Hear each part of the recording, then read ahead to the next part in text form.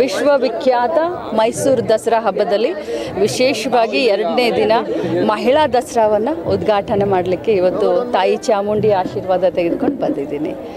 So ಭಾಳಷ್ಟು ಅಭಿಮಾನ ಅನಿಸುತ್ತೆ. ಯಾಕಂತಂದರೆ ಬರೀ ದೇಶದಲ್ಲಿ ಅಷ್ಟೇ ಅಲ್ಲ, ವಿದೇಶದಲ್ಲಿಯೂ ಪ್ರಖ್ಯಾತಿಯನ್ನು ಹೊಂದಿದಂಥ ಈ ಮೈಸೂರು ದಸರಾದಲ್ಲಿ ವಿಶೇಷವಾಗಿ ಮಹಿಳೆಯರಿಗೋಸ್ಕರ ಮಹಿಳಾ ದಸರಾ ಸ್ವಾಭಿಮಾನದ ಹೆಜ್ಜೆಯನ್ನು, ಭವಿಷ್ಯದ ಕಡೆ ದಿಟ್ಟ ಹೆಜ್ಜೆಯನ್ನು ಇಡ್ತಾ ಇರುವಂಥ ಎಲ್ಲ ಮಹಿಳೆಯರ ಒಂದು ಸ್ಟಾಲ್ಗಳನ್ನು ಇವತ್ತು ಉದ್ಘಾಟನೆ ಮಾಡಿ ಅವರ ಸ್ವಾಭಿಮಾನಕ್ಕೆ ಇನ್ನೊಂದು ಹೆಮ್ಮೆಯ ಗೆರೆ ಅನ್ನೋ ಹಾಗೆ ಒಂದು ಕಾರ್ಯಕ್ರಮದಲ್ಲಿ ಅವರ ಜೊತೆ ಪ್ರೀತಿ ವಿಶ್ವಾಸವನ್ನು ಹಂಚ್ಕೊಂಡು ಹೋಗ್ಲಿಕ್ಕೆ ಬಂದಿದ್ದೀನಿ.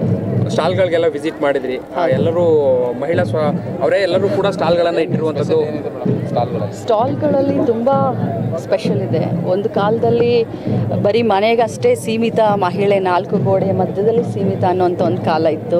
ಅದಾದಮೇಲೆ ಮಕ್ಕಳನ್ನು ಹೆರುವಂಥದ್ದಷ್ಟೇ ಒಂದು ಕಾಲ ಇತ್ತು. ಬಟ್ ಇತ್ತೀಚಿನ ದಿನದಲ್ಲಿ ಪುರುಷ ಪ್ರಧಾನ ಸಮಾಜದಲ್ಲಿ ತಮ್ಮ ಎಲ್ಲರನ್ನೂ ಹಿಡ್ಕೊಂಡು ಪುರುಷರಿಗೆಲ್ಲರೂ ಕೂಡ ಮಹಿಳೆಯನ್ನು ಹೊಸ ಹೆಜ್ಜೆ ಇಡುವ ಹಾಗೆ ತಾವು ಕೂಡ ಎಲ್ಲರೂ ಪ್ರೇರಣೆ ಮಾಡ್ತಾ ಇದ್ದೀರಾ.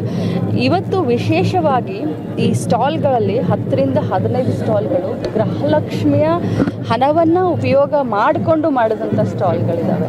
ನಮ್ಮ ಸರ್ಕಾರದ, ನಮ್ಮ ಮಾನ್ಯ ಮುಖ್ಯಮಂತ್ರಿಗಳ ಆಸೆ ಏನಾಗಿತ್ತು ಅಂತಂದರೆ ಮಹಿಳೆಯರನ್ನ ಸ್ವಾಭಿಮಾನ ಮಾಡಬೇಕು, ಸ್ವಾಭಿಮಾನದಿಂದ ಸ್ವಾವಲಂಬನೆ ಜೀವನ ಮಾಡಲಿಕ್ಕೆ.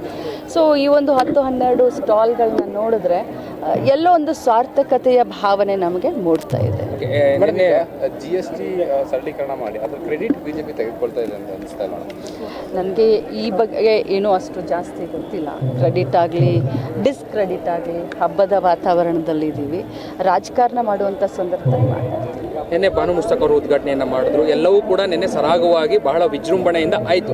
ಬಟ್ ಈಗ ಅದೆಲ್ಲವೂ ಆದಮೇಲೆ ವಿರೋಧ ಮಾಡಿದಂಥವ್ರು ಕೂಡ ಒಪ್ಕೊಳ್ಳುವಂಥ ಸ್ಥಿತಿ ನಿರ್ಮಾಣ ಆಗ್ತಾ ಇದೆ. ಒಂದಷ್ಟು ಜನ ಅಕ್ಸೆಪ್ಟ್ ಮಾಡ್ತಾ ಇದ್ದಾರೆ. ಯಾರೆಲ್ಲ ವಿರೋಧ ಮಾಡಿದ್ರು ಅಲ್ಲೂ ಕೂಡ ಒಂದಷ್ಟು ಅಕ್ಸೆಪ್ಟೆನ್ಸ್ಗಳು ಕಾಣಿಸ್ತಾ ಇದೆ.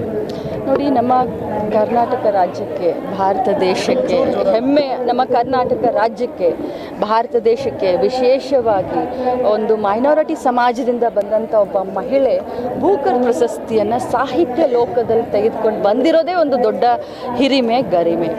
ಸಾಹಿತಿಗಳಿಗೆ, ಕವಿಗಳಿಗೆ, ವಿಶೇಷವಾಗಿ ಸಮಾಜಮುಖಿಯಾಗಿ ಚಿಂತನೆ ಮಾಡುವಂಥವರನ್ನ ಒಂದು ಜಾತಿ, ಒಂದು ಬಣ್ಣವನ್ನು ಕಟ್ಟಿ ಆ ಒಂದು ದುರ್ಬಿನಿಂದ ನೋಡುವಂಥದ್ದು ನನ್ನ ಮಟ್ಟಿಗೆ, ನನ್ನ ಮಟ್ಟಿಗೆ ಅದು ಅಕ್ಷಮ್ಯ ಅಪರಾಧ ಅಂತ ಹೇಳಲಿಕ್ಕೆ ನಾನು ಬಯಸ್ತೀನಿ. ಯಾಕಂತಂದರೆ ಈ ಸಾಹಿತಿಗಳಿಗೆ ನಾವು ಜಾತಿ ಬಣ್ಣ ಎಲ್ಲ ಕಟ್ಟಿಬಿಟ್ರೆ ನಮ್ಮ ಸಾಹಿತ್ಯವನ್ನು ಶ್ರೀಮಂತ ಮಾಡುವಂಥ ಇಂಥವ್ರಿಗೆ ಅದು ಬಹಳ ದೊಡ್ಡ ತಪ್ಪಾಗುತ್ತೆ.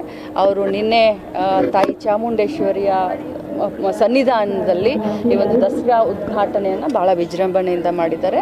ಯಾರೇ ಆಗಲಿ ಕೂಡ ಅದನ್ನು ಒಪ್ಕೊಂಡಿದ್ದಾರೆ, ಒಪ್ಕೊಳ್ಬೇಕಾಗುತ್ತೆ. ಜಾತಿ ಸಮೀಕ್ಷೆ ಆರಂಭ ಆಗಿದೆ ಮೇಡಮ್, ಶೈಕ್ಷಣಿಕ ಸಮೀಕ್ಷೆ. ಬಟ್ ಆದರೆ ಈಗ ಇರುವಂಥ ಚರ್ಚೆ ಲಿಂಗಾಯತ ಕ್ರಿಶ್ಚಿಯನ್ನು, ಕುರುಬ ಕ್ರಿಶ್ಚಿಯನ್, ಈ ವಿಚಾರಕ್ಕೆ ಸಂಬಂಧಪಟ್ಟಂತೆ ರಾಜಣ್ಣ ಅವರು ಸರ್ಕಾರ ಧೋರಣೆ ಮಾಡ್ತಾ ಇದೆ, ಇದನ್ನು ಕೈ ಬಿಡಬೇಕು ಅಂತೇಳಿ ಸ್ವಪಕ್ಷೀಯರು, ನಿಮ್ಮದೇ ಪಕ್ಷದ ರಾಜಣ್ಣ ಅವರು, ಮಾಜಿ ಸಚಿವರು ನಿನ್ನೆ ಒಂದಷ್ಟು ಆಕ್ರೋಶವನ್ನು ಹೊರಹಾಕ್ತಾರೆ. ನೋಡಿ, ರಾಜಣ್ಣ ಅವರು ಏನು ಮಾತಾಡಿದರೆ ಅದ್ರ ಬಗ್ಗೆ ನನಗೆ ಗೊತ್ತಿಲ್ಲ. ಬಟ್ ಪ್ರಾಮಾಣಿಕವಾಗಿ ಹೇಳಬೇಕು ಅಂತಂದರೆ ಇಂಥ ಗೊಂದಲಕ್ಕೆಲ್ಲ ಮಾನ್ಯ ಮುಖ್ಯಮಂತ್ರಿಗಳು, ಉಪಮುಖ್ಯಮಂತ್ರಿಗಳು ಈಗಾಗಲೇ ತೆರೆಯನ್ನು ಎಳೆದಿದ್ದಾರೆ. ಕ್ಯಾಬಿನೆಟ್ನಲ್ಲೂ ಕೂಡ ಇದರ ಬಗ್ಗೆ ಚರ್ಚೆ ಆಗಿದೆ. ಇದಕ್ಕೆ ಈಗಾಗಲೇ ತೆರೆಯನ್ನು ಎಳೆದಿದ್ದಾರೆ. ಮೇಡಮ್, ಇದು ಇನ್ನೂ ಕೂಡ ಗ್ಯಾರಂಟಿಯ ಯೋಜನೆಯಲ್ಲಿ ನಿಮ್ಮ ಇಲಾಖೆಗೆ ಸಂಬಂಧಪಟ್ಟಂತೆ 20,000 ರೂಪಾಯಿ ಹಣ ಇನ್ನೂ ಭಾಳಷ್ಟು ಜನಕ್ಕೆ ಬಂದೇ ಇಲ್ಲ. ನೋಡಿ, 1,24,00,000 ಜನರಿಗೆ ಇಲ್ಲಿವರೆಗೆ 22 ಕಂತುಗಳನ್ನು ನಾವು ಈಗಾಗಲೇ ಬಿಡುಗಡೆ ಮಾಡಿದ್ದೀವಿ. ಈಗ 3 ದಿನದ ಹಿಂದೆ ಮತ್ತೆ ಒಂದು ಕಂತು, ಅಂದರೆ ಜುಲೈ ತಿಂಗಳ ಕಂತನ್ನು ಬಿಡುಗಡೆ ಮಾಡಿದ್ದೀನಿ. ಇನ್ನು ಬಾಕಿ ಇರೋದು ಬರೀ ಆಗಸ್ಟ್ ತಿಂಗಳು. ತಮ್ಮ ಒಂದು ಮಾಹಿತಿಗೆ ಹಂಚಿಕೊಳ್ಳಿಕ್ಕೆ ಬಯಸ್ತೇನೆ. ಸೊ ಜುಲೈ ತಿಂಗಳ ಹಣವನ್ನು ಕೂಡ, ಯಾಕಂದರೆ ದಸರಾವನ್ನು ಸಾಧ್ಯವಾದಷ್ಟು ಅವರಿಗೆ ಅನುಕೂಲ ಆಗಲಿ ಅಂತ